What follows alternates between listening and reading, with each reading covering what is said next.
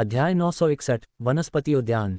हान सेन को ये सब देखकर बच्चे से परेशानी हो रही थी और आश्रय में उसकी मौजूदगी ने काफ़ी ध्यान खींचा।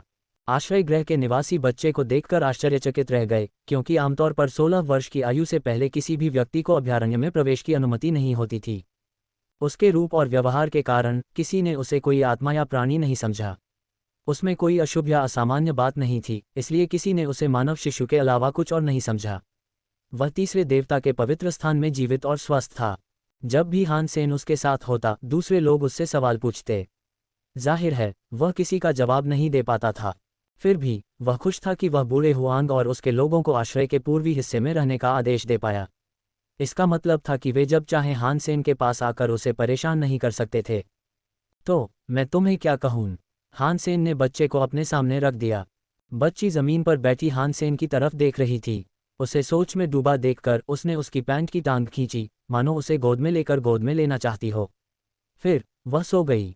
हान सेन चीज़ों के नाम रखने में ज़्यादा कुशल नहीं थे और यह भी कोई अलग बात नहीं थी। उन्हें पहले कभी नाम रखने में इतनी परेशानी नहीं हुई थी, और इससे भी बढ़कर जाहिर है कि वह किसी इंसानी लड़की का नाम रखने वाला था। वह कोई भी पुराना नाम नहीं सोच सकता था। यदि वह नर होता तो वह कम सावधान रहता। वह एक अच्छी लड़की ढूंढना चाहता था, क्योंकि वह उसके साथ अच्छा व्यवहार करना चाहता था। वह उसे एक असली बच्ची की तरह पालना चाहता था और उसे अच्छे संस्कार देना चाहता था।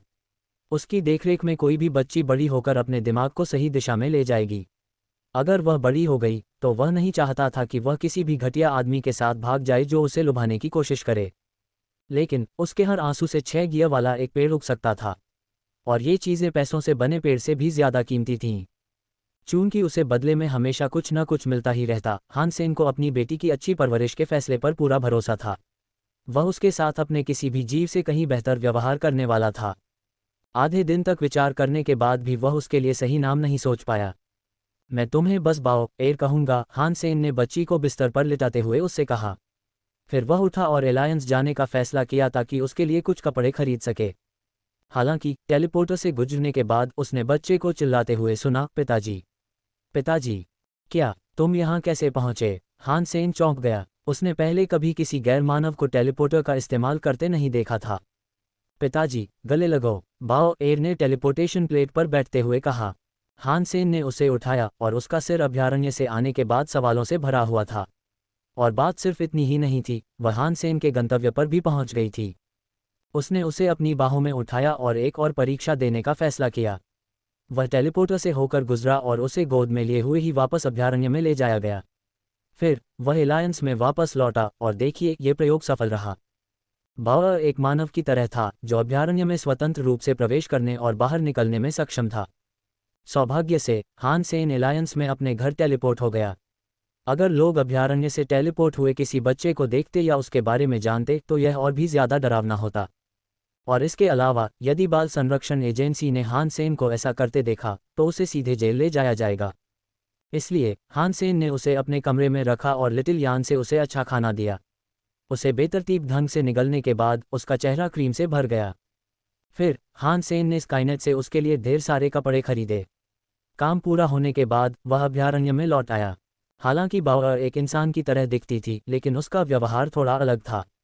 वह मानव शिशुओं की तरह हर जगह मलमूत्र त्याग नहीं करती थी और वह आसानी से रोती भी नहीं थी। पहली मुलाकात में उसके द्वारा बहाए गए 2 आंसुओं के अलावा हान सेन ने उसे एक भी आंसू बहाते नहीं देखा था।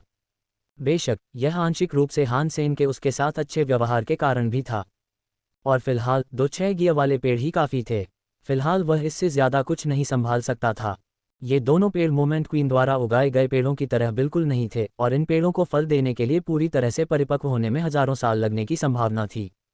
पेड़ों को सहारा देने के लिए पानी की बूंदें जुटाना पहले ही काफ़ी मुश्किल था। इसलिए 1-2 नई तरकीबें सीखने की उम्मीद में हान सेन ने मोमेंट क्वीन से सलाह लेने और उससे पूछने का फैसला किया कि उसका पेड़ इतनी जल्दी कैसे विकसित हो गया। हालांकि उसके जवाब ने हान सेन को हैरान कर दिया। उसने हान सेन को बताया कि पेड़ पहले ही तीसरे देवता के अभयारण्य में काफ़ी समय तक बढ़ चुका था। जब उसे दूसरे देवता के अभयारण्य में वापस धकेल दिया गया तो उसकी वृद्धि रुक गई, लेकिन जब मौका मिला तो वह फिर से बढ़ने लगा। मुझे और पानी की बूंदें चाहिए। हान सेन को अब अपने ब्लड पाइन और 2 गियर ट्रीज की देखभाल करनी थी। हालांकि अभी उसे तैयारी करनी थी। जब तक वह बाहर रहेगा, हान सेन ने जीरो को अपने पेड़ों और बच्चे की देखभाल का काम सौंपा। अपनी अनुपस्थिति में उसने उसे रोजाना लगाने के लिए कुछ पानी की बूंदें दीं। खुशकिस्मती से बाओ एव ने कोई हंगामा नहीं किया और आश्रय में ही रहने को तैयार हो गई। अगर वह आने पर जोर देती तो हान सेन को अंदाजा नहीं था कि वह कैसे शिकार करता। भूमिगत आश्रय से बाहर निकलने के बाद हान सेन ने उस परित्यक्त मानव आश्रय का दौरा करने का फैसला किया जो अब थंडर डेविल किंग के कब्जे में था। उस पर जीवों और राक्षसों का कब्जा था। उन सब के बीच हान सेन ने एक शाही आत्मा और 2 पवित्र रक्त प्राणियों को देखा। वह ये देखकर आश्चर्यचकित था कि थंडर डेविल किंग ने इतने छोटे से परिसर में इतनी अधिक सुरक्षा व्यवस्था की। लेकिन थंडर डेविल किंग ने इस क्षेत्र में क्या लाया था, इसके बारे में अधिक जानने के लिए उत्सुक हान सेन ने इस आश्रय से आगे बढ़ने और ये देखने का फैसला किया कि अब थॉर्न शेल्टर में क्या हो सकता है। वह इतना मूर्ख नहीं था कि अकेले ही आश्रय पर हमला करने की सोचे। वहां मौजूद ताकतों ने यह सुनिश्चित कर दिया था कि वह आसानी से हमला नहीं कर पाएगा, भले ही उसके साथ कई लोग हों। हालांकि हान सेन का उद्देश्य आश्रय पर कब्जा करना नहीं था। उसका लक्ष्य अभी थॉर्न शेल्टर के वनस्पति उद्यान को लूटना था। यह आश्रय के बाहर स्थित था और हालांकि वहां पहरेदार तैनात थे, हान सेन जानता था कि उसके पास उद्यान में घुसपैठ करने की क्षमता है। उस ओर चुपके से बढ़ते हुए हान सेन को पहले से ही कई आड़ू के पेड़ दिखाई दे रहे थे। पूरा बगीचा अच्छी चीजों से भरा हुआ था। थॉर्न, तुमने कहा था कि तुम वहां चुपके से घुस सकते हो। कैसे? हान सेन ने थॉर्न बैरन को बुलाकर बगीचे की ओर इशारा करते हुए पूछा। अंदर जाना आसान होगा। बगीचे के पूर्वी हिस्से के पास एक पुराना पेड़ है जो अंदर से खोखला है। इसके चारों ओर ढेर सारी जड़ें हैं। अगर आप इसके नीचे से छेद करके रास्ता बना लें तो आप बिना किसी अलार्म के बगीचे में प्रवेश कर सकते हैं। थॉर्न बैरन थोड़ा रुका, फिर बोला, लेकिन जो पेड़ पकने के सबसे करीब है उसे अभी 30 साल और लगेंगे। वहां से ले जाने के लिए तुम्हारे पास कुछ भी नहीं है। अभी तुम कोई मूल्यवान चीज नहीं पा सकते। हान सेन की पौधे उगाने की तरकीब से अनजान होने के बावजूद थॉर्न बैरन फिर भी आगे बढ़ गया। कुछ ही देर में वे उस पेड़ के पास पहुंच गए जिसके बारे में उसने बताया था। जैसा उसने बताया था, जमीन से कई मोटी जड़ें निकली हुई थीं। नीचे की ओर खुदाई करने पर उसे जल्द ही जड़ों के नीचे एक बड़ा सा गड्ढा दिखाई दिया। अंदर घुसने के बाद वह थोड़ी दूर चलकर बगीचे में दाखिल हुआ। बिना ज्यादा मेहनत किए वे बिना किसी खतरे के उस जगह में घुस गए थे। आधी रात हो चुकी थी, इसलिए इस समय बगीचे में टहलने के लिए कोई नहीं जा रहा था। हान सेन वहां लगे सभी पके हुए पौधों को देखकर बहुत खुश हुआ। उसने पास में ही एक तलवार की बेल पकड़ी और उसे चूसकर सुखा दिया। चूसो इसे, चूसो इसे, चूसो इसे। हान सेन ने जितने पौधे हो सके उतने पौधे निचोड़ लिए और कुछ ही समय में अपने सबसे प्रिय तरल की 1000 से ज्यादा बूंदें प्राप्त कर लीं। थॉर्न बैरन को यह पता नहीं था कि हान सेन पौधों को कैसे सुखा सकता है, लेकिन उसे यह बहुत चिंताजनक लगा क्योंकि उसने उसे इस तरह से बगीचे को बर्बाद करते देखा। बगीचे के आधे पौधों को सुखा देने के बाद हान सेन को 10,000 पानी की बूंदें प्राप्त हुईं। रुको, थॉर्न बैरन ने हान सेन को रोका जब वह एक अन्य पौधे को खींच रहा था। क्या बात है? हान सेन ने एक पल के लिए रुकते हुए उसकी बात सुनी। मैंने इन्हें नहीं उगाया। थॉर्न बैरन ने उन पौधों की जांच की जिन्हें हान सेन नष्ट करने वाला था। क्या मुझे इससे परेशान होना चाहिए? मुझे सोखते रहना चाहिए? हान सेन को तो बस पानी की बूंदें चाहिए थीं। उसे इस बात की परवाह नहीं थी कि पौधे किसने उगाए हैं। नहीं, रुको, रुको, ये सामान्य नहीं लग रहा है, थॉर्न बैरन ने चेतावनी दी। सामान्य नहीं। हान सेन ने उस पौधे की ओर देखा जिसे वह अवशोषित करने वाला था और उसने देखा कि वह एक ऑर्किड जैसा दिखता है। यह जरूर एक पवित्र रक्त श्रेणी का बैंगनी तितली ऑर्किड होगा। संभावना है कि थंडर डेविल किंग ने इस बगीचे पर अपना अधिकार जमा लिया हो और अपनी वनस्पतियां यहां लगाना चाहा हो। ये बिल्कुल नया नहीं है, इसलिए मुमकिन है कि इसे किसी और जगह से यहां लाया गया हो। मैं कहूंगा कि असल में ये सिर्फ 2 हफ्ते में ही पक जाएगा, थॉर्न बैरन ने समझाया। ओह, तो मुझे इसे जरूर निकाल देना चाहिए। हान सेन ने सोचा था कि म्यूटेंट श्रेणी के पौधे हासिल करना ही काफ़ी है। उसे अंदाज़ा नहीं था कि वह कुछ पवित्र रक्त वाले पौधे भी हासिल कर पाएगा। हान सेन ने फिर थॉर्न बैरन से पूछा, लेकिन क्या इसके बारे में मुझे कुछ खास जानना चाहिए? अगर इंसान इस पौधे को खाएं तो उनके पवित्र रक्त के जीनो पॉइंट बढ़ जाएंगे। अगर कोई शाही परिवार से नीचे की आत्मा इसे खा ले तो उसके सेल्फ जीनो पॉइंट बढ़ सकते हैं, थॉर्न बैरन ने ऑर्किड गिनते हुए कहा। यहाँ 7 फूल हैं, इसलिए आप 7 पॉइंट बढ़ा सकते हैं। ये चीज़ें इतनी असरदार हैं। हान सेन ने आश्चर्य से ऑर्किड को देखा। इसके बाद उसने अपना लाल खंजर उठाया और ऑर्किड के चारों ओर खोदना शुरू कर दिया। जब उसका काम पूरा हो गया तो उसने पूरा संग्रह इकट्ठा कर लिया। थॉर्न बैरन ने भौहें चढ़ाईं और कहा, लगता है ये पौधा जब यहाँ लगाया गया था तब क्षतिग्रस्त हो गया था। इसे फिर से खोदकर आप इसे कैसे जीवित रख पाएंगे? अगर मैं चाहूँ कि यह जीवित रहे तो ये जीवित रहेगा। हानसेन ने उसे उठाया और जेब में डालने से पहले उस पर पानी की एक बूंद डाली। जब थॉर्नबेरन ने देखा कि हानसेन फूलों के साथ कितनी बेरुखी से पेश आ रहा है, तो उसे लगभग अपमानित महसूस हुआ। उसे यकीन नहीं था कि इस बदसलूकी के बाद पौधा जिंदा बचेगा। हालांकि चूंकि यह सब हानसेन का मामला था, इसलिए उसने अपनी जुबान संभाली और अपनी नाराजगी का जिक्र नहीं किया। हानसेन के आगे ज्यादातर पवित्र रक्त वाले पौधे थे। भगवान ही जाने कि उन्हें पकने में कितना समय लगेगा, लेकिन हानसेन को इसकी परवाह नहीं थी। उसने उनमें से हर एक को खोदकर निकाला और उसे घर ले जाने के लिए तैयार हो गया। हालांकि जो भी पौधा पवित्र नहीं था, उसे वह बस पानी की बूंदों के लिए सोख लेता था। जब वह काम पूरा कर लेता तो बगीचा बंजर जमीन जैसा हो जाता था। वहां एक मृत और निराशाजनक दृश्य होता था। ये है, हानसेन ने एक पेड़ के नीचे एक मशरूम उगते देखा। मशरूम बड़ा था, उसकी टोपी लगभग इंसान के सिर के आकार की थी। वह लाल था, जिस पर पारंपरिक सफ़ेद पोल्का डॉट्स थे। उसकी खुशबू मनमोहक थी। हानसेन ने देखा कि यह कितना शक्तिशाली है और पाया कि इसकी जीवन शक्ति उन पवित्र रक्त वाले पौधों से कहीं अधिक थी जो पहले बगीचे में उगे हुए थे। क्या आप जानते हैं कि यह पौधा क्या है? हानसेन ने मशरूम की ओर इशारा करते हुए पूछा। थॉर्नबेरन का चेहरा बदल गया और उसने कहा, यह एक उड़ने वाला मशरूम है। एक उड़ने वाला मशरूम? हानसेन ने भौहें चढ़ाईं, उसे कुछ समझ नहीं आया। मशरूम की जांच करने में कुछ देर बिताने के बाद थॉर्नबेरन ने कहा, हाँ, यह एक उड़ने वाला मशरूम है। हालांकि मुझे इस बात का कोई सुराग नहीं है कि इसे यहाँ किसने लगाया है। ठीक है, लेकिन मुझे बताओ कि यह क्या करता है? हानसेन जवाब न मिलने पर नाराज था। हानसेन अपने डोंगक्सुआन आभा का इस्तेमाल बगीचे में उन दोनों की हरकतों को छिपाने के लिए कर रहा था, लेकिन अब तक बगीचा बर्बाद हो चुका था। अगर पहरेदार मुड़कर देखते कि वहाँ क्या हुआ है, तो घुसपैठियों के लिए मुसीबत खड़ी हो सकती थी। यह एक सुपर जीनो पौधा है। अगर कोई शाही आत्मा इसे खा ले तो वह राजा आत्मा बन सकती है, थॉर्नबेरन ने उत्साह से कहा। सचमुच? हानसेन खुश हुआ, इसलिए उसने जल्दी से मशरूम खोद लिया।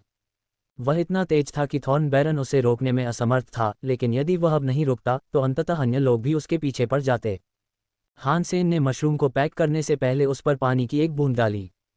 उस आखिरी चीज के बाद बगीचा पूरी तरह से खाली हो गया था। ये किसी सड़ी हुई जमीन का अवशेष लग रहा था। उड़ते हुए मशरूम और 4 पवित्र जीनों पौधों के अलावा बाकी सब हानसेन ने सोख लिया था।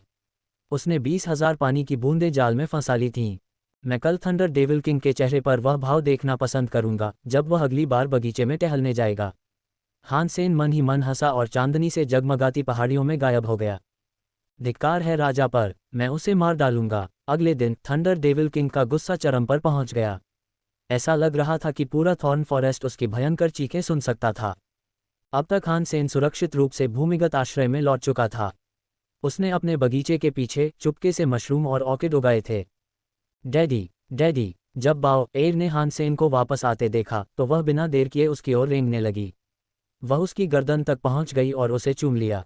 जब मैं गया था तब क्या तुमने अच्छा व्यवहार किया? हानसेन खुश हुआ। हाँ, बाओ र ने कहा।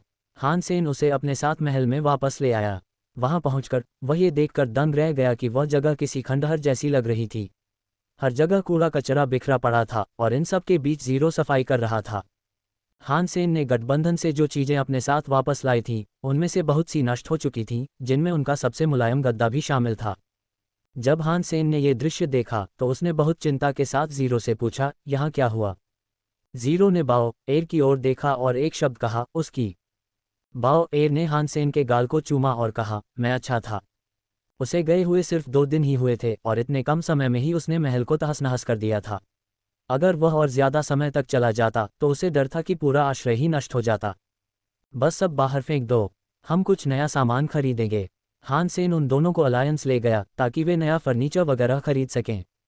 वे ये सब स्काईनेट से खरीद सकते थे, लेकिन दुकानों में स्वयं घूमकर वे फर्नीचर को बेहतर ढंग से देख सकते थे और महसूस कर सकते थे कि प्रत्येक टुकड़ा कितना ठोस है। बावा पूरे समय उत्साहित दिख रहा था, जबकि जीरो शांत था और उसकी कोई रुचि नहीं दिख रही थी। सर, इस सुपरमार्केट में छोटे बच्चों के लिए एक कमरा है।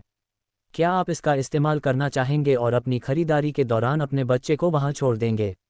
स्टोर के एक कर्मचारी ने आगे बढ़कर हानसेन से पूछा। नहीं, कोई बात नहीं। हालांकि बच्चों के लिए कमरा खाली था, हानसेन को अंदाजा नहीं था कि उसकी अनुपस्थिति में वह क्या करेगी। उसकी निगरानी में न रहकर वह कमरे को तहस नहस कर सकती थी या दूसरे बच्चों को भी चोट पहुंचा सकती थी। वे गद्दे बेचने वाली जगह पर गए और वहां एयरबेड देखे। ये ले जाने में सबसे आसान थे और अभयारण्यों में रहने के लिए सबसे उपयुक्त थे। सर, इस एयरबेड में नवीनतम तकनीक का इस्तेमाल किया गया है।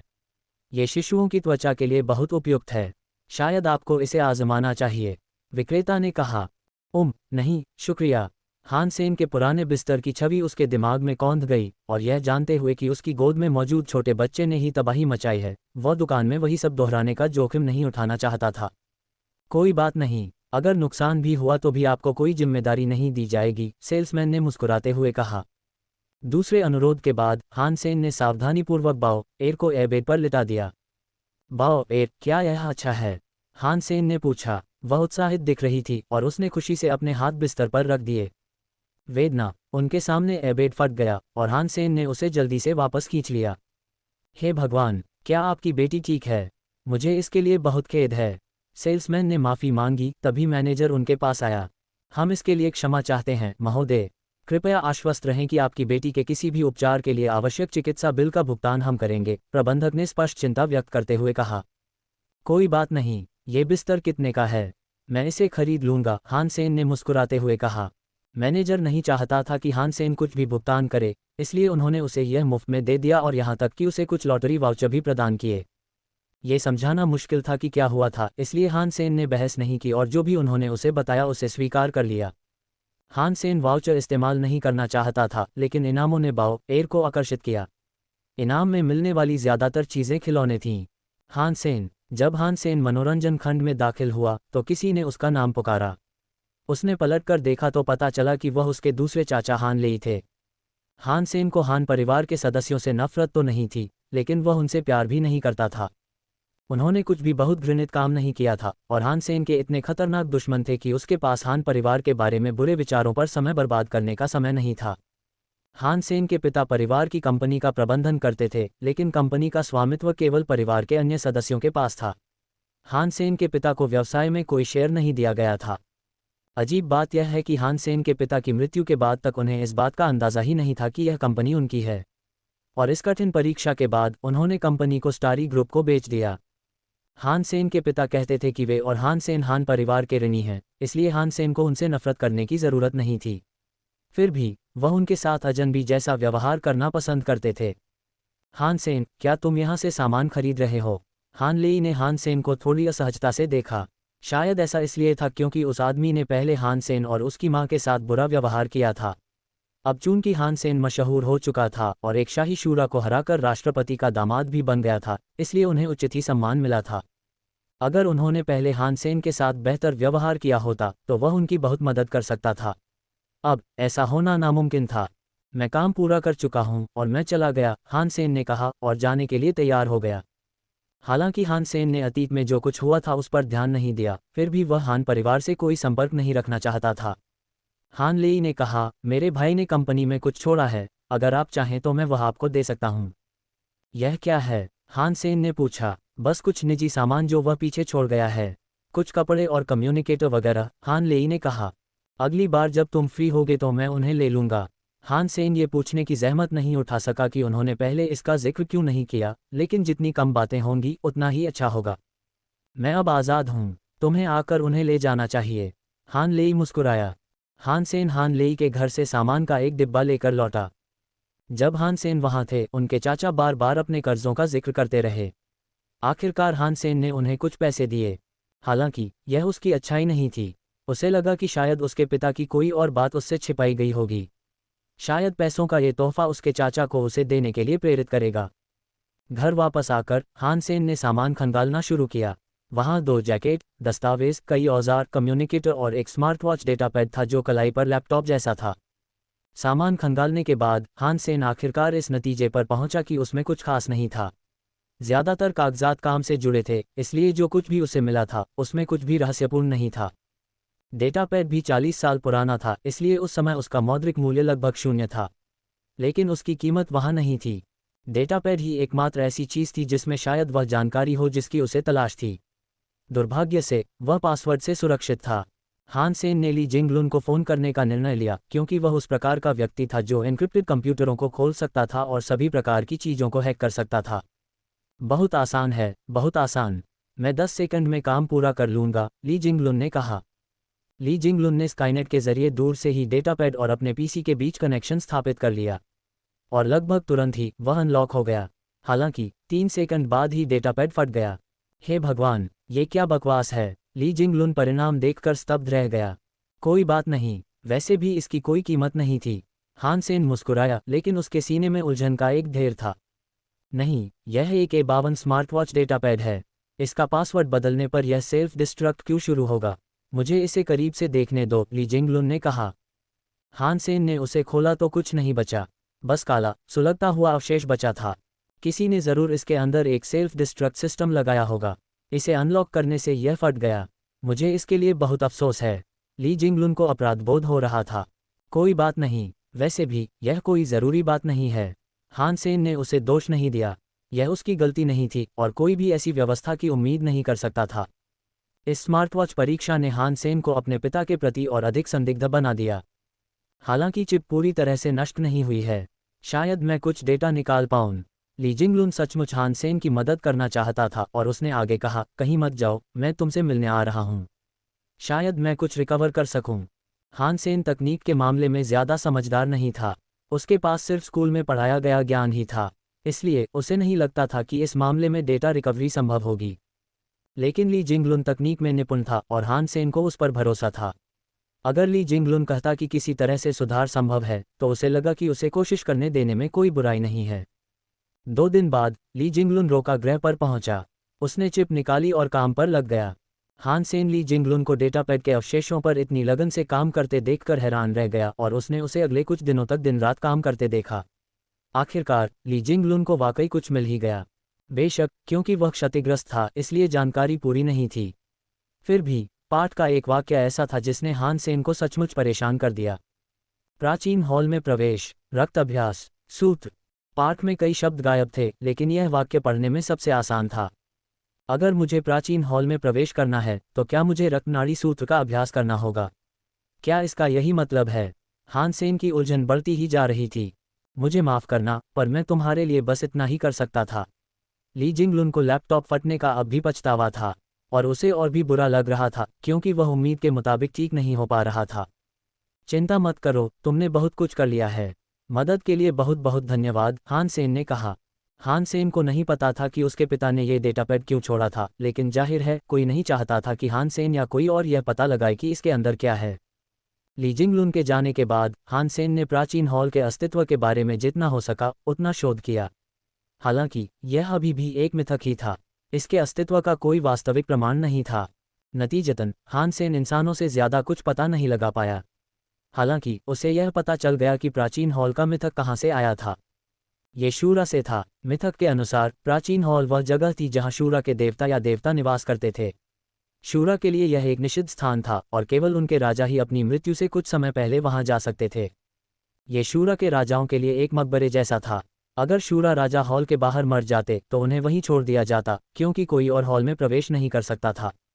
बेशक ये जानकारी सिर्फ स्काईनेट से ही मिली थी, और हान सेन को अभी भी प्राचीन हॉल के बारे में कोई जानकारी नहीं मिल पाई थी। लेकिन उसे हॉल की वास्तुकला के बारे में 2 जानकारी जरूर मिली। कहा जाता था कि यह पत्थर से बना एक महल था और इसके बाहर एक शूरा मूर्ति खड़ी थी। हालांकि हान सेन को यकीन नहीं था कि निकाले गए डेटा में दिखाया गया प्राचीन हॉल शूरा से जुड़ा है या नहीं। हो सकता है कि अनुवाद में कुछ खो गया हो और उसके पास निश्चित रूप से जानने का कोई तरीका नहीं था। लेकिन अगर ये दोनों प्राचीन हॉल वाकई एक ही हैं, तो मेरे पिता का इससे क्या संबंध होगा? हान सेन एक बार फिर उलझन में पड़ गया। वह जानता था कि वह स्वयं भी एक मनुष्य है, लेकिन एक व्यक्ति ऐसा था जिसके बारे में वह निश्चित नहीं था। यदि उसके परदादा हान जिंगजी थे और यदि जीरो की पहचान ब्लड लीजन से संबंधित थी, तो चीजें गड़बड़ हो सकती थीं। पिछले दिनों हान परिवार के साथ क्या हुआ था? हान सेन ने चिप के बाकी हिस्से को नष्ट कर दिया ताकि कोई और कभी भी उस पर लिखी बात न पढ़ सके। वह इन मामलों की अकेले जांच करने के लिए पर्याप्त मजबूत नहीं था और आगे बढ़ने के लिए भी पर्याप्त नहीं था। लेकिन एक बार जब उसे सही सुराग मिल गए और उसकी शक्ति बढ़ गई, तो वह अंत तक इस मामले को आगे बढ़ाएगा। लेकिन जो भी हो, उसने फिर भी स्वीकार किया कि वह खुद को इन मामलों में ज़्यादा नहीं उलझने दे सकता। हो सकता है कि अंततः वह खुद को वापस लौटने में असमर्थ पाले।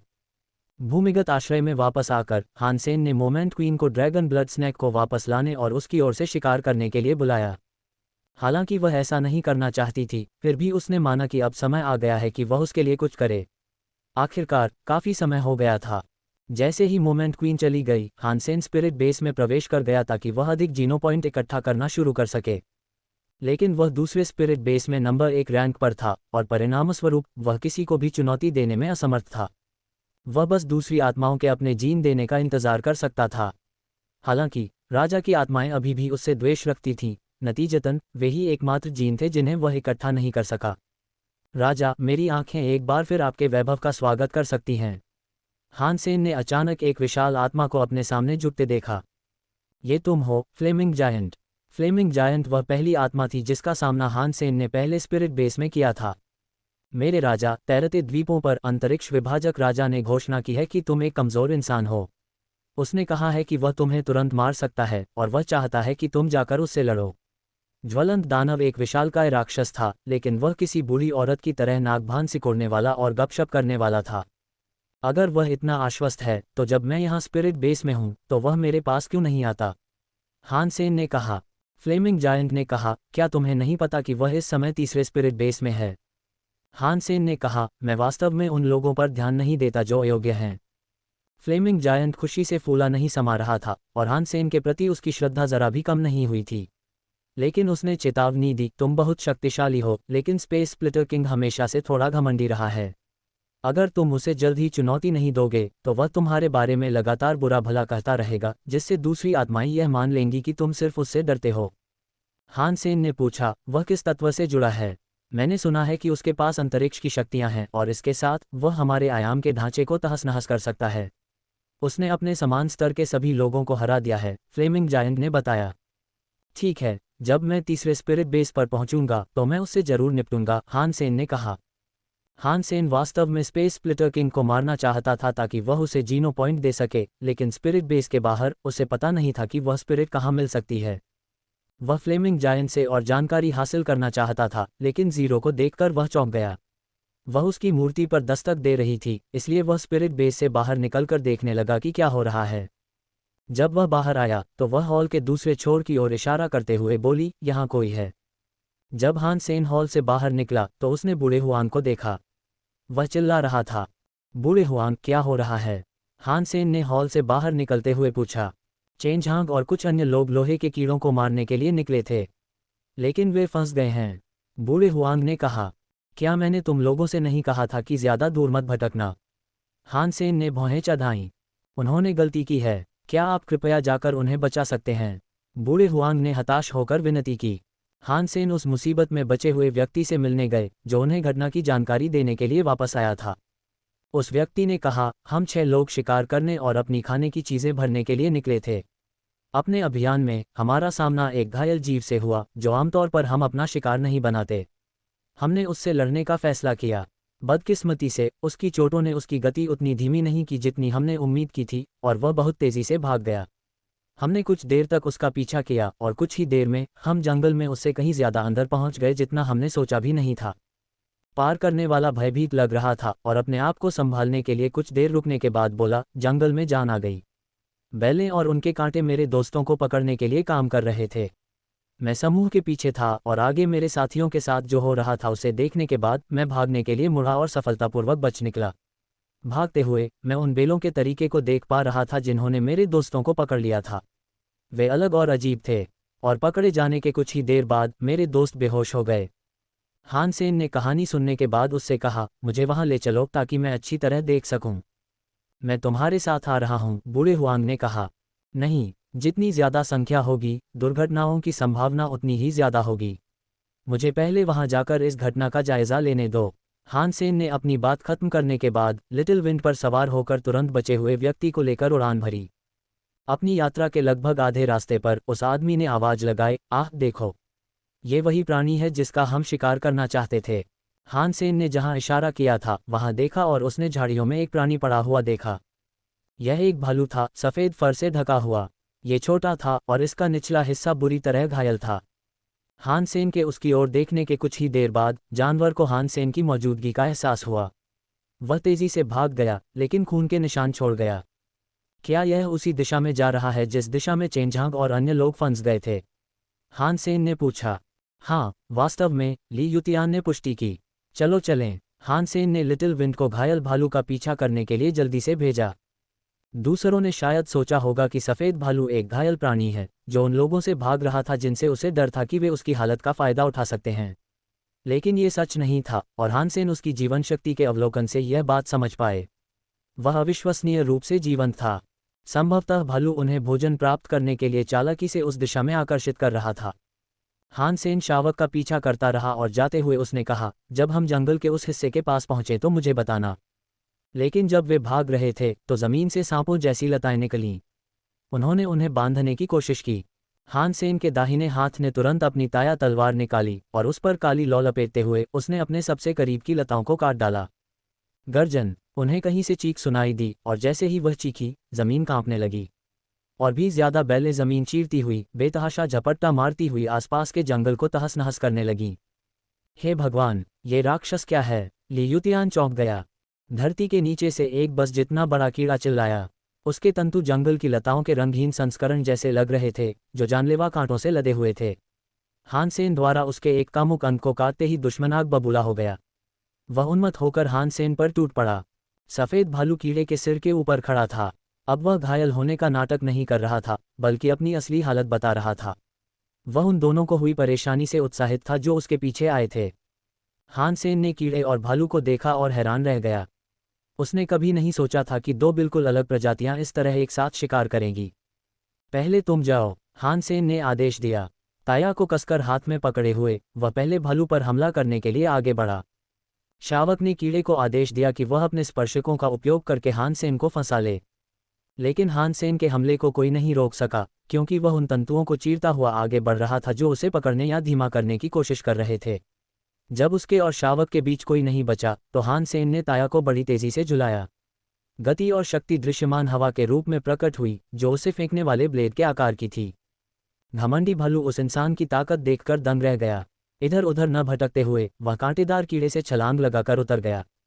अब तक कीड़ा वाकई दोनों में सबसे बदकिस्मत था। जो कुछ उसने पहले ही झेला था, उसके बाद हवा के ब्लेड ने उसके शरीर को चीरकर उसे दो टुकड़ों में काट डाला। कुछ ही देर बाद उसके मरते हुए हिलते हुए टुकड़ों पर काली आग भड़क उठी। उत्परिवर्ती प्राणी थॉर्नबर्ग मारा गया। कोई पशु आत्मा प्राप्त नहीं हुई। इसके मांस का उपभोग करके यादृच्छिक रूप से 0 से 10 उत्परिवर्ती जीनोम प्राप्त करें। हानसेन को आश्चर्य हुआ कि उसने ताया और फीनिक्स के साथ मिलकर कितनी शक्ति प्रदर्शित की थी। लेकिन यह आश्चर्य जल्द ही थोड़ी निराशा में बदल गया। कीड़े को घेरने वाली लपटें इतनी तेज थीं कि उन्होंने लाश को इतना जला दिया कि वह खाने लायक नहीं रही। शावक ने जो कुछ देखा उससे वह भयभीत हो गया और तुरंत ही वहां से भागकर कांटेदार जंगल की गहराई में चला गया। मुझे लगता है कि चेनझांग शायद मर चुका है। वापस जाकर बताओ कि क्या हुआ, मैं उस भालू का पीछा करूंगा। बिना इंतजार किए हानसेन अपने लक्ष्य की ओर चल पड़ा। शावक एक पल के लिए भी दौड़ता नहीं रुका। जैसे ही वह दौड़ा, उसके शरीर में कहीं से एक रोशनी प्रकट हुई। थोड़ी देर बाद एक भिनभिनाहट सुनाई दी और फिर कई कीड़े हानसेन पर हमला करने के लिए झुंड में आ गए। यह आदमी कीड़ों को नियंत्रित कर सकता है। हानसेन इस बात से काफी हैरान था। फिर भी उसकी ओर उड़ रहे कीड़ों के झुंड ने उसका पीछा करना नहीं छोड़ा। ताया को हाथ में लेकर वह बड़ी आसानी से उस ढेर में से अपना रास्ता बनाता गया, जब तक कि जंगल के जमीन पर सिर्फ मक्खियों की सुलगती लाशों का एक ढेर ही नहीं रह गया। उसने उसे तेजी से पीछे छोड़ दिया। उसने जो कीड़े मारे थे वे आदिम वर्ग के थे। जैसे ही वे हानसेन की फीनिक्स लॉ के संपर्क में आए, वे तुरंत भस्म हो गए। हानसेन अपनी पूरी गति पर शावक से थोड़ा तेज था। इस बात और अपनी शक्तियों से भालू बेशक डर गया होगा, क्योंकि भागते हुए वह बार बार पीछे मुड़कर देख रहा था। हानसेन को चकमा देने की कोशिश में उसे वाकई उम्मीद से ज्यादा नुकसान हुआ था। लेकिन भालू ने हानसेन को भी हैरान कर दिया। वह जीव उतना कमजोर या सीधा साधा नहीं था जितना उसने शुरू में सोचा था। अगर वह एक उत्परिवर्ती जीव था तो कम से कम उसके कई जीन लॉक तो खुले ही होंगे। लेकिन अजीब बात यह थी कि वह बस भागता रहा। ऐसा नहीं लग रहा था कि वह लड़ना चाहता हो। क्या यह आदमी वास्तव में कमजोर है और दूसरों का इस्तेमाल करके ही यह जीवित रह सकता है? हानसेन ने अनुमान लगाया। फिर भी हानसेन उसे मारना चाहता था, चाहे इसके लिए उसे कोई भी कीमत चुकानी पड़े। और बदले की भावना को छोड़ दें तो हमेशा एक नया और दुर्लभ जानवर जैसा जीव पाने का मौका था। कुछ ही देर में वह शावक के पास पहुंच गया और भागते हुए जानवर के ठीक पीछे था। जैसे ही हानसेन ने अपनी तलवार उठाई और उसे नीचे गिराया, भालू ने कोई प्रतिक्रिया नहीं दी। वह बस जितनी तेजी से भाग सकता था भागता रहा, और जब तलवार भालू से टकराई तो उसकी रोएदार पीठ पर एक दरार पड़ गई। पल भर में उसके नितंब आग की लपटों में बदल गए। भालू चीखा और जमीन पर धड़ाम से गिर पड़ा। जंगल की खराब उल्टी हुई जमीन पर भालू तड़पता हुआ लौटने और तड़पने लगा, उन लपटों को बुझाने की कोशिश कर रहा था जो उसके नितंबों को कुतर रही थीं और उन्हें नष्ट कर रही थीं।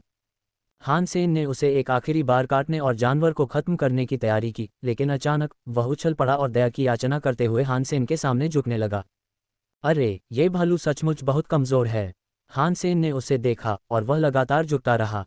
उस चीज़ पर दया आना आसान था और अचानक वह एक जानलेवा, भागते हुए जानवर की तरह नहीं बल्कि असल में हानिरहित दिखने लगी। अचानक आसपास की झाड़ियां हिलने लगीं। एक काला, दो पूंछ वाला बिच्छू तेजी से वहां से गुजरा। बिच्छू टैंक जितना बड़ा और डरावना था। दोनों की पूंछें 10-10 मीटर लंबी थीं और उनके सिरे बेहद नुकीले थे। कुछ ही पलों में काला रंग नीला, लगभग जलीय चमक में बदल गया। अगर आपको उसकी किसी भी मनहूस पूंछ से डंक लग जाए तो आप निश्चित रूप से जिंदा नहीं बच पाएंगे। तभी जिस भालू हान सेन को दया आ रही थी उसने झुकना बंद कर दिया। वह बिच्छू के सिर पर कूद पड़ा और उसके चेहरे पर एक घमंड भरी मुस्कान लौट आई। अरे बेटा, ये तो बहुत काया है। जैसे ही उसने ये सोचा, बिच्छू के डंक तेजी से ऊपर उठे और हान सेन की छाती की ओर उड़ गए। हान सेन ने काली आग का एक तेज तूफान उठाया और उसे बिच्छू के डंक की ओर उड़ा दिया। उसे हैरानी हुई कि उससे कोई नुकसान नहीं हुआ। जल्दी से हान सेन ने अपनी डोंगक्सुआन आभा को सक्रिय किया और इसका इस्तेमाल उस डंक को चकमा देने के लिए किया जिसे वह रोक नहीं पाया था। बिच्छू ने दो पूंछों से वार किया और उनके तेज वार लगातार और तेजी से हुए। हालांकि वह हर हमले को चकमा देने में कामयाब रहा, लेकिन खुद एक भी वार नहीं कर पाया। बच्चा बिच्छू पर खुशी से उछल रहा था। वह अविश्वसनीय रूप से घमंडी था और वह निश्चित रूप से हान सेन को मरते हुए देखना चाहता था। ये चीज़ अजीब है। बिच्छू तो पवित्र रक्त स्तर का होना चाहिए क्योंकि मेरी अग्नि उसे नुकसान नहीं पहुंचा सकी। लेकिन शावक, वह तो उत्परिवर्ती वर्ग का ही होगा। और फिर भी अगर ऐसा है तो वह एक पवित्र रक्त प्राणी के मन को कैसे नियंत्रित कर सकता है? हान सेन ने सोचा। हान सेन का फिटनेस स्तर सिर्फ 1000 से थोड़ा ज्यादा था। पवित्र रक्त वाले जीवों की तुलना में जिनका फिटनेस स्तर 2000 से ज्यादा था, यह समझना मुश्किल नहीं था कि ऐसे जानवरों को मारना इतना मुश्किल काम क्यों था। हान सेन अपने ऊपर आने वाले हमलों से बचने के लिए केवल डोंगक्सुआन चाल का उपयोग कर सकता था। बिच्छू की फिटनेस हान सेन से लगभग दोगुनी थी, इसलिए राक्षस को डराने की उसकी क्षमता लगभग नगण्य थी। अगर उसकी कुशलता इतनी ज्यादा न होती और वह इतनी कुशलता से चकमा न दे पाता तो वह आसानी से मारा जा सकता था। बिच्छू ने अपने 6 जीन लॉक खोल दिए थे, इसलिए यह अविश्वसनीय रूप से असंभव था कि हान सेन उसे हरा सके। हान सेन को लगा कि यह तो गनीमत है कि बिच्छू में एओई आतंकवादी हमले का हुनर नहीं था। अगर उसने ऐसे हमले सीख लिए होते तो वह बस भाग ही सकता था। दहाड़। भालू अभी भी बिच्छू के ऊपर गर्व से खड़ा था। उसकी दहाड़ मानो कह रही हो, आओ मुझसे लड़ो। हान सेन लगातार चिमटे के वार से बाल बाल बच रहा था, तभी उसकी नज़र भालू के आत्मसंतुष्ट चेहरे पर पड़ी। उसी क्षण हान सेन के शरीर से एक भयावह आभा निकल रही थी। उसमें से एक सफ़ेद रोशनी फूट पड़ी और वह एक उजले, पवित्र, दीप्तिमान आकृति में बदल गया। इस प्रचंड रूप में एक भयानक शक्ति गरज रही थी। धमाका। हान सेन ने बिच्छू के अगले हमले से बचते हुए सफ़ेद भालू पर अपनी नज़रें गड़ा दीं। अचानक हुए इस विस्फोट की उम्मीद न करते हुए वह प्राणी भयभीत हो गया। वह भागना चाहता था, लेकिन हान सेन को यह मंजूर नहीं था। अपनी शुद्ध, बेलगाम शक्ति से भरी सूर्य जैसी मुट्ठी से उसने अपनी उंगलियों को भालू पर मारा। जैसे ही मुक्का अपने निशाने पर लगा, भालू जंगल की खुरदरी जमीन पर उछलकर दूर जा गिरा। वह उठ नहीं पाया। हान सेन ने सफ़ेद भालू को ऐसे पकड़ा जैसे कोई शिकारी मरी हुई गिलहरी को पकड़ता है। बिच्छू के हमलों से बचने के लिए एक और चाल चलते हुए हान सेन हवा में उड़ गया। सुपर किंग स्पिरिट मोड के 3 सेकंड समाप्त हो गए और भालू अभी भी मजबूती से उसके हाथों में था। हान सेन हवा में वापस लौट आया। शुक्र है, अपनी ताकत के बावजूद बिच्छू में उड़ने की क्षमता नहीं थी। वह बस हान सेन को जाते हुए देखकर उस पर धमकी भरी फुफकार ही मार सकता था। वह घमंडी छोटा भालू कहाँ गया हो? अब वो घमंड कहाँ है? चलो मुझे दिखाओ। जब हान सेन वापस आश्रय में पहुंचा तो उसने बेरहमी से भालू को जमीन पर पटक दिया। ग्रर ग्रर। सफ़ेद भालू उतना पछतावा नहीं कर रहा था जितना हान सेन ने सोचा था, और दया की भीख मांगने के बजाय उसने हान सेन को गुर्राहट से धमकाया। आह, तुम ऐसे ही खेलना चाहते हो? चलो देखते हैं तुम किस चीज़ से बने हो। हान सेन ने उसे मारने की कोशिश में ताया को बाहर निकाला, लेकिन अचानक सफ़ेद भालू ने अपने पंजे निकाले और खुद को खरोंचने लगा। उसके शरीर से खून की बूंदें टपकने लगीं। हान सेन को यह देखकर आश्चर्य हुआ, उसे समझ नहीं आ रहा था कि वह क्या करने की योजना बना रहा है। अचानक हान सेन को ऊपर का जंगल ऐसे कांपता हुआ महसूस हुआ मानो भूकंप आ गया हो।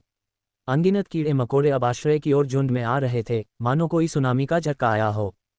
कीड़े भालू के खून की गंध सूंघ सकते थे और वे अंदर आने के लिए पर्याप्त साहसी थे। कीड़ों की सेना को देखकर, जो अब उनके आश्रय पर हमला कर रही थी, आसपास के मनुष्य डर गए और वे घबराहट और अव्यवस्था में आश्रय के विभिन्न कोनों में भाग गए। आश्रय के अंदर सुरक्षित पहुंच जाओ, हान सेन ने आवाज लगाई। उसने भालू को पकड़ लिया और पीछे की ओर और अंदर गिर गया। कीड़े इतने ज्यादा थे कि उनकी गिनती करना मुश्किल था और वे सभी कम से कम म्यूटेंट श्रेणी के थे। अगर कुछ ही होते तो भी ठीक रहता, लेकिन अब मामला अलग था। कीड़े भालू पर टूट पड़े और उनकी संख्या बढ़ती ही गई। वे भालू तक पहुंचने की कोशिश में अपने साथियों से लड़ते और उनके बीच से रास्ता बनाते रहे। ग्रर, सफ़ेद भालू उकसा रहा था और ऐसा लग रहा था जैसे वह हान सेन से कह रहा हो कि उसे छोड़ देना चाहिए था। तुम तो मुर्दा हो, कोई कीड़ा तुम्हारी मदद नहीं कर सकता, एक भी नहीं। हान सेन ने फिर से सफ़ेद भालू की गर्दन पकड़ी और अंदर की ओर चला गया। इससे भालू क्रोधित हो गया और उसने फिर से अपने पंजे को उसके मांस पर घसीटा। इस नए, खुद को पहुंचाए गए घाव के बाद खून ने कीड़ों को और भी ज्यादा उन्माद में डाल दिया। कीड़े हर जगह थे और उन्होंने हवा और आकाश को अवरुद्ध कर रखा था। हान सेन ने फिर आश्रय के प्रवेश द्वार की ओर जाने का फैसला किया। उसे डर था कि कीड़े तब तक हमला करते रहेंगे जब तक कि वे भूमिगत क्षेत्र को नष्ट न कर दें। अपने आश्रय को बर्बाद करना वह बर्दाश्त नहीं कर सकता था। और यदि आश्रय स्थल और उसके ऊपर स्थित विशाल वृक्ष को नष्ट नहीं भी किया गया, तो भी यदि आश्रय स्थल पर आक्रमण करने के लिए बहुत सारे कीड़े छोड़ दिए गए, तो वे निस्संदेह उन लोगों को मार डालेंगे जो वहां रहने के लिए आए हैं। हान सेन भालू को जितनी जोर से पकड़ सकता था पकड़कर बाहर जंगल में भाग गया। कीड़ों ने अपनी उन्मत्त झुंड में भागना जारी रखा। गुर्रर, भालू गुर्राया, पर बस इतना ही। अपने साथ हुए दुर्व्यवहार से वह बहुत गुस्से में था। लेकिन इसके बावजूद हान सेन ने उस समय भालू को चोट पहुंचाने की हिम्मत नहीं की। भालू जितना ज्यादा घायल होता और जितना ज्यादा खून बहता, स्थानीय कीड़े उतने ही ज्यादा पागल हो जाते। दुर्भाग्य से हान सेन के लिए ये मुकदमा अभी खत्म नहीं हुआ था। कुछ ही देर में उसने बिच्छू को अपनी ओर आते देखा, जो फिर से लड़ाई में शामिल होना चाहता था। स्थिति इतनी बिगड़ चुकी थी कि अब वह बस इतना चाहता था कि जल्दी से भालू को मार डाले और उसकी लाश को जंगल में फेंक दे ताकि वह घर भाग सके। वह शायद बच निकलने में कामयाब हो जाता, लेकिन वह ऐसा बिल्कुल आखिरी उपाय के तौर पर ही करना चाहता था। सिर्फ भालू को मारने से उसे कोई फायदा नहीं होता। लेकिन और भी कीड़े आ गए, जिनमें से कई पवित्र रक्त वर्ग के थे। वे भयावह रूप से करीब आ रहे थे। जब हान सेन सोच रहा था कि उसे भालू को मार देना चाहिए था या नहीं, तभी एक जानी पहचानी आवाज गूंजी। पिताजी, पिताजी। हान सेन ने पीछे मुड़कर देखा और उसने देखा कि बाओ एर एक खाली बोतल चूस रही थी और रेंगते हुए उसकी ओर आ रही थी। तुम यहाँ क्यों हो? हान सेन ने बाओ को उठाया। मुझे दूध चाहिए। बाओ एर ने उस बोतल को हिलाया जिसे वह चूस रही थी, जिससे पता चलता था कि वह खाली है। दहाड़ दहाड़, कीड़ों के विशाल समूह को लगातार पीछा करते देख भालू ने और भी धमकी भरी आवाजें निकालीं। वेदना। बाओ एर को गुस्सा आ गया था, इसलिए उसने भालू के मुंह पर लात मारी। उस लात की ताकत पर यकीन करना मुश्किल था, क्योंकि भालू के चेहरे से अचानक खून की धार बहने लगी। उसका सिर विकृत और टेढ़ा हो गया था और दांत टूट गए थे। वे जंगल में बिखरे हुए सिक्कों की तरह बिखर गए। लेकिन जब कीड़ों को भालू के खून की गंध आई, तो वे और अधिक चिल्लाने, चीखने लगे और अधिक क्रोधित हो गए। बाओ एर गुस्से से आग बबूला हो गई। कीड़े उसे दूध नहीं पिला रहे थे और इससे वह बहुत नाराज हो गई। फिर उसने एक छोटा सा लौकी का पौधा निकाला और उन कीड़ों पर चिल्लाई जो अपनी भूखी भीड़ में आसपास छिपे हुए थे। बाओ एर ने अपनी लौकी को कसकर पकड़ लिया और उसकी नोक से एक काला छेद बन गया। उसके चारों ओर का वातावरण टूट गया और उस अंतरिक्ष में आयाम की पूरी संरचना ही खंडित हो गई। और फिर चारों ओर से सब कुछ उसमें समाहित होने लगा। हान सेन ये दृश्य देखकर स्तब्ध रह गया और अंधेरे घूमते भंवर को हाइपरड्राइव डिह्यूमिडिफायर की तरह सभी कीड़ों को चूसते हुए देख रहा था। लौकी इतनी छोटी थी कि बाओ एर के हाथों में आसानी से समा गई। नतीजतन लौकी कीड़ों से कहीं ज्यादा छोटी थी, और फिर भी उसने बड़ी आसानी से हर एक जीव को वैक्यूम में समेट लिया। यहाँ तक कि टैंक जैसे दिखने वाले बिच्छू को भी मिनी गॉड की नोक पर बने ब्लैक होल से खींचकर बाहर निकाल लिया गया। हान सेन को इस पर यकीन नहीं हो रहा था, यहाँ तक कि उसने पवित्र रक्त वाले जीवों को लौकी के अंदर चूसते हुए भी देखा था। लौकी जरूर किसी अथाह कुएं जैसी थी। अनगिनत जीवों को निगलने के बावजूद उसके भरने का कोई संकेत नहीं था। मानो उसके भीतर अनंत अंतरिक्ष का एक कोना बसा हो और वह जो चाहे इकट्ठा कर सकती हो। पैट। कुछ ही देर बाद सारे कीड़े गायब हो गए और उलझे हुए जंगल में एक बेचैन कर देने वाला सन्नाटा छा गया। और फिर जैसे ही वह पहली बार दिखाई दिया, लौकी भी गायब हो गई। बाओ ने हाथ में खाली बोतल लेकर कहा, मुझे दूध चाहिए। ठीक है, मैं तुम्हें सबसे अच्छा ऑर्गेनिक दूध ला कर दूंगा, हान सेन ने मुस्कुराते हुए कहा। बाओ र के वहां होने से कोई भी उसके साथ खिलवाड़ करने की हिम्मत नहीं कर सकता था। बाओ एर को वापस आश्रय में लाने के बाद हान सेन ने उसकी बोतल में दूध भर दिया और वह खुशी से बोतल के रबर वाले हिस्से को शांति से चूसने लगी। बाओ तुम्हारा लॉकी कहाँ है? हान सेन ने पूछा। बाओ एर ने हान सेन को मध्यम उलझन के साथ देखा। तुम्हें पता है, वह लॉकी जिसने उन सभी कीड़ों को सोख लिया। जब उसे अब भी समझ नहीं आया तो हान सेन ने उसे एक लॉकी का चित्र दिखाया। बाओ र को अब समझ आ गया और उसने कहा, यह मेरा है। हान सेन ने झट से जवाब दिया, ओह मुझे पता है। चिंता मत करो, डैडी जानते हैं कि यह तुम्हारा है। लेकिन मैं बस सोच रहा हूँ, क्या डैडी इसे कुछ समय के लिए उधार ले सकते हैं? ठीक है, मैं इसे डैडी को दे सकती हूँ। बाओ एर ने ताली बजाई और लॉकी उसके सामने आ गई। फिर उसने उसे हान सेन को दे दिया। अच्छी लड़की। हान सेन ने लॉकी स्वीकार की और बाओ एर के ऊर्जा प्रवाह का अनुकरण किया। उसने लॉकी उस भालू पर निशाना साधा जिसने उसे इतनी परेशानी दी थी और चिल्लाया, सोख लो। सफ़ेद भालू ने पेशाब किया, लेकिन अजीब बात यह है कि लॉकी से ब्लैक होल नहीं बना। चूस चूस चूस, हान सेन 3 बार चिल्लाया, लेकिन फिर भी कुछ नहीं हुआ। सफ़ेद भालू हर आवाज़ से डर जाता था और जब हान सेन चिल्लाने लगा तो आसन मृत्यु के भय से भालू बेहोश हो गया। यह उस कैदी की तरह था जिसे फायरिंग रेंज में फांसी दी जानी थी, लेकिन सभी बंदूकें 3 बार जाम हो गईं। ये काम क्यों नहीं कर रहा है? हान सेन ने लॉकी को बाओ एर के पास वापस लाते हुए पूछा। मैं इसे भी तुम्हारी तरह चीज़ें सोखने लायक कैसे बना सकता हूँ? बाओ उलझन में दिख रहा था, उसे समझ नहीं आ रहा था कि हान सेन क्या सुझाव दे रहा है। हान सेन ने इसे और विस्तार से समझाने की कोशिश की, लेकिन वह स्पष्ट रूप से समझने के लिए बहुत छोटी थी। क्या हम अंदर मौजूद कीड़ों को बाहर निकाल सकते हैं? हान सेन के मन में अंदर खींचे गए कीड़ों के बारे में एक विचार आया। अंदर कुछ पवित्र रक्त वर्ग के जीव थे, इसलिए उन्हें एक एक करके छोड़ने से वह काफ़ी पवित्र रक्त जीनोन प्राप्त कर सकता था। लेकिन बदकिस्मती से बाओ एर को यह सुझाव भी समझ नहीं आया। इसके जवाब में हान सेन ने लॉकी के सिर पर थपथपाया और कहा, कीड़े कीड़े। बाओ एर मुस्कुराए और फिर लॉकी को पकड़ लिया। उसे लगा कि वह समझ गई है, लेकिन इसके बजाय उसने लॉकी के सिर पर थपथपाया और उसे गायब कर दिया। उफ, मुझे मदद चाहिए। बेहतर होगा कि मैं किसी शिशु भाषा अकादमी में दाखिला ले लूँ। हान सेन बेहद निराश हो गया। चूंकि वह बाओ एर से ठीक से बात नहीं कर सकता था और उसे समझा नहीं सकता था, इसलिए हान सेन ने पुराने तरीके से भालू को मारने की योजना बनाई। हालांकि जैसे ही हान सेन उसके पास पहुंचा, भालू उछल पड़ा और फिर से झुकने लगा। इसके लिए बहुत देर हो चुकी है, तुम यह एक बार पहले ही कर चुके हो। जैसे ही हान सेन भालू को खत्म करने के लिए तैयार हुआ, बाओ र हंसने और ताली बजाने लगा। भालू ने बाओ एर की खुशी देखी और उसके लिए हैंडस्टैंड किया। फिर उसने एक अजीबोगरीब प्रदर्शन किया, अपनी जीभ से हवा में उछलने कूदने लगा। बाओ एर खुशी से खिलखिलाकर हंस पड़ी। वह होशियार है। हान सेन आश्चर्यचकित हुआ। भालू उसे इतना खुश देखकर उसके पास रेंगने लगा और उसके पैर चाटने की कोशिश करने लगा। लेकिन बाओ एर को लगा कि यह बहुत गंदा है, जिससे उसका मूड खराब हो गया।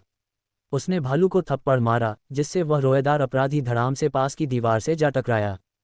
हाँ, हान सेन ने सोचा कि क्या उसे भालू को एक अतिरिक्त मौका देना चाहिए या नहीं, अगर वह बाओ एर को खुश करने और उसका साथ देने के लिए प्रतिबद्ध है। अगर वह अपना व्यवहार बदल दे और ऐसा करे, तो वह उसे बाओ के लिए एक खिलौने की तरह जीने देगा। साथ ही वह हान सेन को समय समय पर थोड़ा खून भी दे सकता था, जिससे कीड़े आकर्षित होते थे और शिकार आसान हो जाता था। भालू अपने नवीनतम प्रहार से बच गया, लेकिन उसका दुष्स्वप्न अभी शुरू ही हुआ था। हान सेन ने भालू को देखा और उसे बाओ के पास ही रहने दिया। समय के साथ कभी कभी उसे तेज आवाज के बाद भालू की पीड़ा भरी चीख सुनाई देने लगती थी। पूर्व के लोग हमेशा ये चीखें सुनते थे और आपस में बुदबुदाने लगते थे कि आखिर ये क्या हो सकता है। कई लोगों का मानना था कि हान सेन को जानवरों को प्रताड़ित करने का गुप्त शौक था। हर दिन के अंत तक भालू घायल हो जाता था और मुश्किल से हिलडुल पाता था। उसे लगता था कि अब उसे आराम मिल सकता है, लेकिन ये ख्वाहिशें उसकी नादानी की झलक मात्र थीं। रात में हान सेन अपनी पवित्र ज्योति से उस जीव को ठीक कर देता था और अगले दिन उसे खेलने के लिए वापस बाओ के पास भेज दिया जाता था।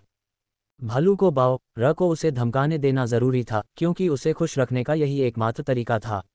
और कभी कभी हान सेन उसका खून निकालने आ जाता। उसे ऐसा लगता था मानो उसकी भालू संबंधी ज़रूरतें छीन ली गई हों और एक आज़ाद भालू के रूप में उसका जीवन खत्म हो गया हो। जैसे जैसे दिन बीतते गए, बैंगनी ऑर्किड का फूल खिलता गया। उसके फूल बैंगनी तितलियों की तरह खिल गए और उनसे एक अद्भुत सुगंध फैलती गई। थॉर्न बैरन ने पुष्टि की कि वे परिपक्व हो चुके हैं और हान सेन ने तुरंत एक को अपने मुंह में डाल लिया। एक अविश्वसनीय रूप से मीठे रस ने उसकी जीभ को आनंद से भर दिया। पवित्र रक्त बैंगनी तितली ऑर्किड का सेवन, पवित्र रक्त जीनोअन जोड़े एक। हान सेन बहुत खुश हुआ, इसलिए उसने बाकी बचे हुए टुकड़े इकट्ठा किए और उन्हें अपने मुंह में भर लिया। जब तक उसने ये काम पूरा किया तब तक उसने 7 जीनो पॉइंट हासिल कर लिए थे। थॉर्न बैरन ने पौधों को आश्चर्य से देखा। वह ये समझ पाने में असमर्थ था कि बगीचे से उखाड़े जाने के बाद भी ये पौधे कैसे बच गए। उसके लिए यह विश्वास करना और भी कठिन हो गया कि फ्लाइंग मशरूम कितना स्वस्थ हो गया था और वास्तव में वह कितना बड़ा हो रहा था। आपने ये चीज़ कैसे बढ़ाई? थॉर्न बैरन ने पूछा। ओह, ये तो बस थोड़ी सी मानवीय ज्ञान से उपजी चीज़ है। लेकिन मुझे बताओ, इस मशरूम के सेवन से किसी शाही आत्मा के राजा बनने की कितनी संभावना है? हान सेन ने पूछा। यह 1 से 10 मिलियन के बीच है, थॉर्न बैरन ने उत्तर दिया। आपने मुझे सीधे ही बता दिया होता कि इसकी कोई संभावना नहीं है। हान सेन ने भौहें चढ़ाईं। यहाँ तक कि राजा आत्मा वाले माता पिता की भी शिशु राजा आत्मा संतान होने की गारंटी नहीं होती। मानो या न मानो, ये संभावनाएं वास्तव में अच्छी हैं, थॉर्न बैरन ने कहा। तुम एक शाही आत्मा हो, लेकिन तुम में राजा आत्मा के जीन होने चाहिए। क्या तुम्हारे राजा आत्मा बनने की संभावना ज्यादा होगी? हान सेन ने पूछा। क्या आप सुझाव दे रहे हैं कि आप इसे मुझे दे सकते हैं? थॉर्न बैरन ने अचानक मूड बदलते हुए पूछा। हाँ, मेरे लिए इसे रखने का कोई मतलब नहीं है, हान सेन ने ठंडे स्वर में कहा। हान सेन इसे सबसे अधिक संभावना वाली आत्मा को देना चाहता था और उसने सोचा कि थॉर्न बैरन सबसे अच्छा विकल्प होगा। हालांकि मुझे यकीन नहीं है कि संभावना बढ़ेगी। थॉर्न बैरन ने आह भरी। ठीक है, हम इंतजार करेंगे और देखेंगे। अभी तो पूरी तरह परिपक्व होने में थोड़ा वक्त लगेगा। हान सेन उसे काफ़ी पसंद करता था और वह हमेशा ईमानदार रही थी। ये बात उसके लिए एक बड़ी बात थी। जैसे ही रानी ड्रैगन ब्लड स्नैक के साथ शिकार से लौटी, वे अपने साथ 6 म्यूटेंट श्रेणी के जीवों के शव लेकर आईं, जिन्हें खाने के बाद हान सेन को 35 अतिरिक्त म्यूटेंट जीनो पॉइंट मिल गए। हान सेन ने मोमेंट क्वीन को उसके बाद आश्रय में ही रहने दिया और खुद शिकार पर निकल पड़ा। बाओ एयर का लॉकी अच्छा था, लेकिन उसमें समाये जीव हमेशा के लिए गायब हो गए थे। इस वजह से वह उसे अपने साथ नहीं ले गया। सफ़ेद भालू अभी भी दिन प्रतिदिन बावा के साथ रहता था और वह जल्द ही उसका पसंदीदा खिलौना बन गया था।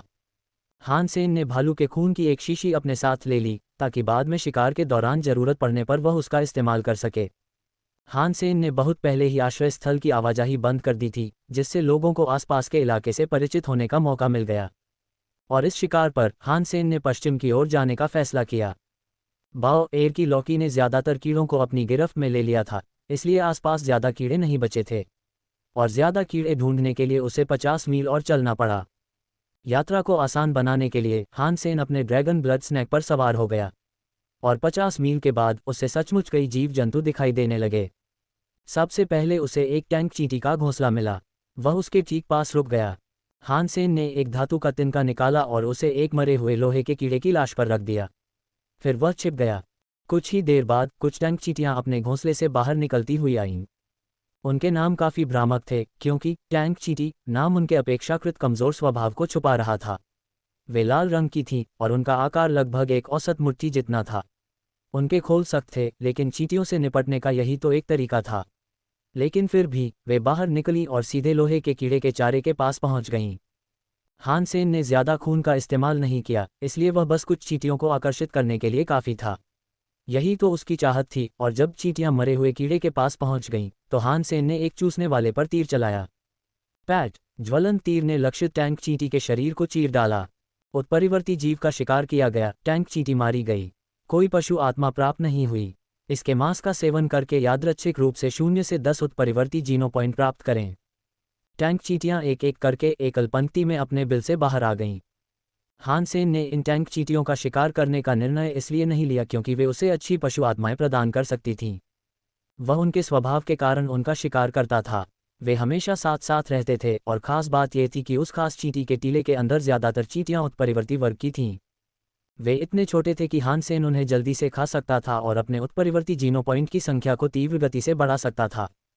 टैंक चींटियां भी बहुत मूर्ख थीं। अगर उनके आगे वाली चींटियां मर भी जातीं, तो भी वे निडर होकर एक एक कतार में आगे बढ़ती रहतीं। हान सेन बहुत खुश था, क्योंकि वह उन्हें इतनी आसानी से मार पाया था। कुल मिलाकर यह एक आसान काम था और उनकी नासमझी ने इसे सरल बना दिया।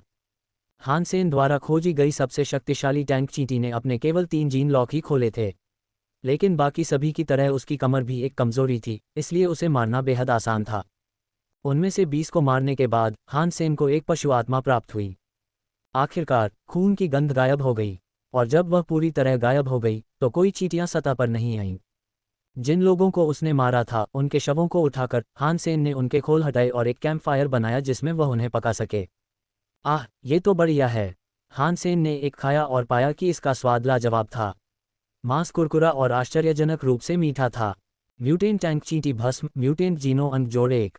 इस स्वादिष्ट मांस के लिए बस थोड़ा सा नमक ही काफ़ी है। हालांकि जैसे ही हान सेन ने खाना खाया उसे लगा कि कुछ गड़बड़ है। वह घबरा गया, इसलिए उसने अपने आसपास के माहौल को देखने के लिए मुड़कर देखा। तभी उसकी नज़र पास की एक झाड़ी से 2 लाल आंखों पर पड़ी जो उसे घूर रही थीं। वह तुरंत सतर्क हो गया। अपने कौशल और अनुभव से हान सेन को बहुत पहले ही पता चल जाना चाहिए था कि कोई उसे देख रहा है। जो भी उसे देख रहा था वह कोई बूढ़ा प्राणी नहीं था। सरसराहट, सरसराहट, सरसराहट। जैसे ही झाड़ियां हिलीं, एक सफ़ेद परछाई बाहर निकली। हान सेन तो जैसे जमसा गया। लाल आंखों से उसे लगा कि कोई भयानक राक्षस उसे देख रहा है, लेकिन ऐसा बिल्कुल नहीं था। बस एक सफ़ेद खरगोश ही दिखाई दिया। अपनी लाल आंखों के अलावा वह लगभग एक साधारण खरगोश जैसा ही दिख रहा था। सिर्फ 3 फीट लंबा होने के अलावा वह एक बड़े टेडी बियर जैसा था। फिर भी हान सेन जानता था कि उसे अपनी सावधानी नहीं छोड़नी चाहिए। उसने पहले भी कई प्यारे जीव देखे थे जो क्रूर, नीच और भयानक निकले थे और सिर्फ उसे नुकसान पहुंचाना चाहते थे। हान सेन बता सकता था कि यह एक उत्परिवर्ती प्राणी था। हालांकि इसने कितने जीन लॉक खोले थे इसका उसे कोई अंदाज़ा नहीं था। हान सेन की फिटनेस अभी तक उसके ड्रैगन ब्लड स्नैक की ऊंचाई तक भी नहीं पहुंच पाई थी। इस खरगोश से मुकाबला करने के लिए उसे पता था कि उसे अपने सुपर किंग स्पिरिट मोड पर निर्भर रहना होगा। खरगोश ने अपने पिछले पैरों का इस्तेमाल करके हान सेन की ओर छलांग लगाई और हान सेन ने तुरंत ड्रैगन ब्लड स्नैक को बुलाने के लिए खुद को तैयार किया। लेकिन हैरानी की बात यह थी कि लाल आंखों वाले खरगोश ने सिर्फ वही खाना लिया जो हान सेन पका रहा था। उसने अपना मुंह खोला और जो भी हाथ लगा उसे कुतरने और कुतरने लगा। हान सेन ने फिर मन ही मन सोचा, तुम्हारी हिम्मत कैसे हुई मेरा मांस खाने की? और वैसे भी अभयारण्यों में खरगोशों ने मांस खाना कब शुरू किया? और तुम तो बस एक तुच्छ उत्परिवर्ती प्राणी हो, तुम्हारी हिम्मत कैसे हुई? खरगोश की हरकतों से हान सेन भड़क गया और उसने झट से अपनी मुट्ठी को एक उग्र फीनिक्स में बदल दिया। बिना देर किए उसने उसे उस शरारती जीव की ओर घुमाया। वेदना, ऐसा लग रहा था कि खरगोश के चारों ओर एक सुरक्षा आभा है, मानो कोई क्रिस्टल आवरण हो जो नंगी आंखों से दिखाई नहीं दे रहा था। जब फीनिक्स की लौ उसके संपर्क में आई तो आग चारों ओर फैल गई, पूरे गोलाकार क्षेत्र में। खरगोश का एक भी बाल नहीं जला। हान सेन हैरान रह गया। आग के इस्तेमाल में वह अविश्वसनीय रूप से शक्तिशाली था, इसलिए ये जानकर वह दंग रह गया कि वह उसकी सुरक्षा को तोड़ नहीं सका। वह फिर से उठ बैठा और देखा कि खरगोश हान सेन की कोशिशों से बिल्कुल भी विचलित नहीं था। उसकी बेपरवाही के कारण वह हान सेन द्वारा मेहनत से बनाया गया खाना खाता रहा, और इससे उसका गुस्सा और बढ़ गया। साले, हान सेन का शरीर काली आग की लपटों में लिपट गया। उसने बार बार उस कांच जैसे आवरण पर मुक्का मारा जो खरगोश को नुकसान से बचा रहा था। खरगोश को रखने वाले सुरक्षात्मक आवरण से टकराकर कई फीनिक्स टूट गए, लेकिन सब बेकार गया। आग के विक्षेपण के कारण खरगोश के आसपास की जमीन कुछ धंस गई थी, लेकिन ये जली हुई, उल्टी हुई मिट्टी ही हान सेन को मिल रही एकमात्र उपलब्धि थी। हान सेन का सदमा बढ़ता ही गया। उसने मन ही मन सोचा, क्या इस चीज़ ने 6 जीन लॉक भी खोल दिए हैं? लाल आंखों वाला खरगोश बिना किसी रुकावट के भोजन को कुतरता रहा, लेकिन इस बिंदु पर हान सेन को एहसास हुआ कि उसके साथ कुछ बहुत गड़बड़ है। इसकी सुरक्षा करने वाली कांच जैसी आभा पूरी तरह से पारदर्शी थी, लेकिन यदि आप बगल से गौर से देखें तो आपको झिलमिलाती रोशनी की एक परत दिखाई दे सकती थी। यह एक प्रभामंडल जैसा था और हान सेन ने उनमें से 7 गिने। इसका मतलब ये रहा होगा कि खरगोश ने 7 जीन लॉक खोल दिए थे। क्या ये पवित्र रक्त वाला प्राणी है? हालांकि ऐसा हो सकता था, हान सेन ने महसूस किया था कि यह पवित्र रक्त वाले प्राणी से कमज़ोर था। खरगोश साफ तौर पर एक पहेली था, इसलिए हान सेन ने थोड़ी देर के लिए उसे मारना बंद कर दिया और उस जिज्ञासा पर विचार करने का फैसला किया जो उसका सारा खाना चुरा रही थी। ये जाने बिना कि वह कितना ताकतवर था और क्या वह दुश्मनी कर सकता था, उसे पता था कि उसे थोड़ा शांत होना होगा। हान सेन ने उसकी शक्ति के बारे में सिर्फ उसका सुरक्षा कवच ही देखा था, फिर भी वह उसकी ताकत देखकर दंग रह गया था। उस जीव को और आगे धकेलना मूर्खता होगी। खरगोश को अब और मुक्का मारने को तैयार न होने के कारण हान सेन कुछ खास नहीं कर सका। वह पीछे हट गया और बस उसे एक सख्त नज़र से देखा। अभयारण्यों में जीवन के लिए सबसे योग्य का अस्तित्व ही सबसे बड़ा नियम था। खरगोश उन दोनों में से स्पष्ट रूप से अधिक स्वस्थ था, इसलिए हानसेन उसे अपना भोजन लेने से रोकने के लिए कुछ नहीं कर सकता था। हानसेन ने परिधि पर घूमने और ये देखने का निर्णय लिया कि आसपास अन्य जीव हैं या नहीं। थोड़ी दूर चलने के बाद वह एक घाटी में पहुंच गया।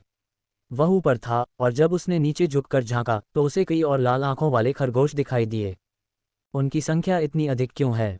यदि वे सभी पवित्र रक्त वर्ग के होते तो उनकी शक्ति निश्चित रूप से पागलपन भरी होती। हालांकि अपनी डोंगक्सुआन आभा का उपयोग करके वह ये निर्धारित करने में सक्षम था कि वे पवित्र रक्त वाले प्राणी नहीं थे। वास्तव में वे काफी कमजोर थे। वे सबसे कमजोर प्राणी रहे होंगे जिन्हें हानसेन ने तीसरे भगवान के अभयारण्य में अपने समय के दौरान देखा था। हानसेन का मानना था कि उनकी क्षमता केवल 300 या उसके आसपास ही पहुंची होगी। हालांकि वे दूसरे भगवान के अभयारण्य में दबदबा बना सकते थे, लेकिन यहाँ वे सिर्फ शिकारी जीव थे। बिल्कुल नहीं, भले ही मेरा खाना चोर खरगोश राजा ही क्यों न हो, उसकी और उसके रिश्तेदारों की ताकत में इतना साफ अंतर नहीं हो सकता। क्या ऐसे कमजोरों का कोई पवित्र राजा हो सकता है? हानसेन उस अजीबोगरीब परिदृश्य पर विचार करते हुए उसे करीब से देखने के लिए खड्ड में नीचे की ओर बढ़ा। उसने खरगोशों को सचेत नहीं किया, वह केवल नीचे चला गया और निरीक्षण करता रहा। वहां मौजूद लाल आंखों वाले खरगोश उस खरगोश से कहीं छोटे थे जिसने उसका खाना चुराया था। दरअसल वे आम खरगोशों जैसे ही दिख रहे थे जिन्हें आप खेतों में भागते दौड़ते देखते हैं। वे किसी ऐसे खतरनाक अभयारण्य से आए जीव नहीं लग रहे थे। हानसेन नीचे उतरते हुए 10 मील और चला। खरगोशों की संख्या अविश्वसनीय थी और उसने उस दौरान आसानी से हजारों खरगोश देखे थे, और उनमें से एक भी शत्रुतापूर्ण या आदिम वर्ग का नहीं था। हानसेन को विश्वास नहीं था कि वे अपनी ऊर्जा प्रवाह के बारे में सच्चाई छिपा सकते हैं, इसलिए उसने अपनी पूरी ताकत से एक खरगोश पर हमला करने का फैसला किया। इस खरगोश के पास भी एक अदृश्य सुरक्षा घेरा था, लेकिन ये खरगोश कमजोर था और हानसेन उस सुरक्षा घेरे को तोड़कर उसे मारने में कामयाब रहा। साधारण प्राणी लाल आंखों वाला खरगोश मारा गया। कोई पशु आत्मा प्राप्त नहीं हुई। इसका मांस खाकर यादृच्छिक रूप से 0 से 10 साधारण जीनो पॉइंट प्राप्त करें।